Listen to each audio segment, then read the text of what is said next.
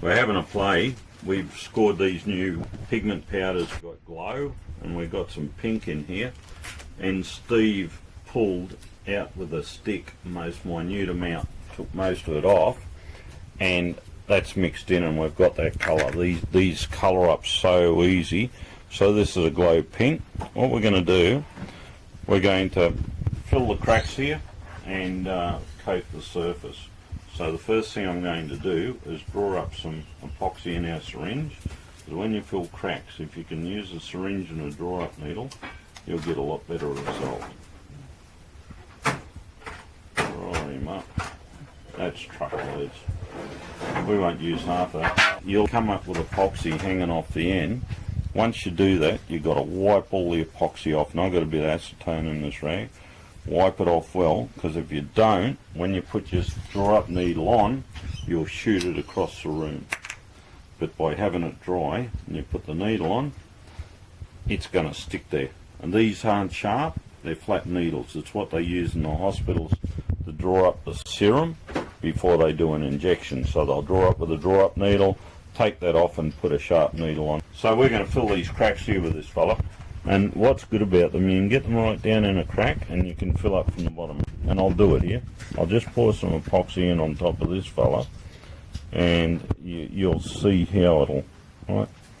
I've closed that up, and what's got to happen, the air's got to come out of that to allow the epoxy to go in. Whereas this fella, we fill up from the bottom, squeeze him in, see how it's coming up from the bottom? Right, we've got bugger all air trapped underneath that, although this will draw down because it's a long crack that goes right to the bottom. These fine cracks, you can control it really well. I'll just go along doing these cracks. See how this one is still trying to get down into it? Put some more in this fella, fill him back up. Always overfill him because I'll draw down.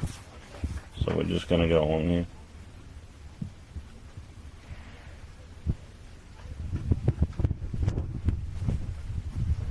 And you'll find with these fine ones you've got to rely on that capillary action for it to run down. By adding the TPRDA, you'll find the epoxy will run down into these cracks a lot easier than if we just used the straight base coat. It makes a big difference to it drawing down into your holes. And that's all it is to fill in cracks, people. It's easy as that. So hopefully we've got enough pink glow in this so it really stands out once the lights are turned out. Okay, I've added a little bit more glow powder because when we put it on the surface it goes clear. So to make sure when we coat it we've got a nice glow to it, I've put a bit more in, so we'll mix this in and see how we go.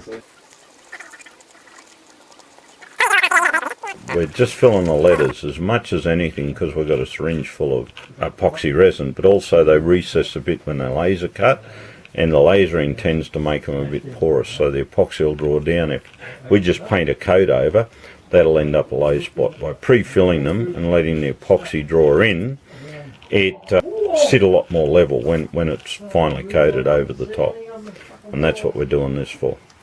So syringe and draw up needle's very good. I'll just show you. When you've got open cracks, if you put the syringe right down in the crack and fill from the bottom, you'll get a much better fill than just pouring it on top. Right, if you pour on top and seal right across, the epoxy's got to be able to release air for it to draw down. Whereas if we just fill from one end, it works a lot better. And the syringe works. What's good about the syringe on small cracks like this is you can control it a bit better. I just put my thumb on and light pressure and it'll work its way out. You don't need to put a lot of pressure on, and it works really well. So while we're at it, we're filling, there's a few cracks around here or gaps, and we're just filling those up as we go. And we're about to put another coat right over the top. That's all done now, isn't it, Steve? Just fill those up, finish filling those up, mate, and we'll put it back in and we'll mix it. This one here we've been filling from the top and it's going, but the needle found an area where the needle will go right to the bottom. So Steve's going to put a bit of pressure on and you'll see it fill up from the bottom, and it won't require hardly any more to keep it full then. Is it going in, Steve? Just pull the needle back, that's it. There you go. Now push the needle back down so it just touches. Now lift it just a fraction, that's it. That's the way to do it. What you got to be careful of when you use needles in this environment, sometimes you'll get a splinter up in them. If that happens, you just bin them. But see how that's filled up nicely? Now when you fill it, don't pull the syringe straight out, because the area of the torque, it's got to then replace that volume. So as you pull it up, keep the pressure on. It's a little bit of technique, takes a little bit of smarts to get the technique weight off, but once you do, it works. Look at that air coming out. Now he's pushing the resin down into there. So there's quite a bit of trapped air. Oh, it might have been from our syringe as well. That's alright, that's looking good. So we've put our extra glow in, and Steve's just coating the whole surface. You only need to use a little 12-inch brush. Notice we use a white-haired brush, don't use black-haired brushes, or you'll spend all your day taking hairs out of your job. Right, white hair ones, they soak in. Keep the resin going on. You can put it on quite thick, Steve. Don't have to be too thin with it. You know, because this timber, it's willow, and the epoxy will draw in fairly easily with it. Get some more. Keep him topped up, because you want to we're going to be fairly generous when we put it on, because we've leveled this off fairly well. So there's a few humps and hollers in it, because it wasn't sanded before the laser cutting was done, because it was done as an experiment. And now the experiment's worked, we're now doing the job, but there's a few lumps and bumps in it, so it won't hurt if it goes on a bit thicker. You'll notice now it's a bit thicker and see that slight pink tinge, but that's alright, part of the character of it. And we're going to use the green one on the other two.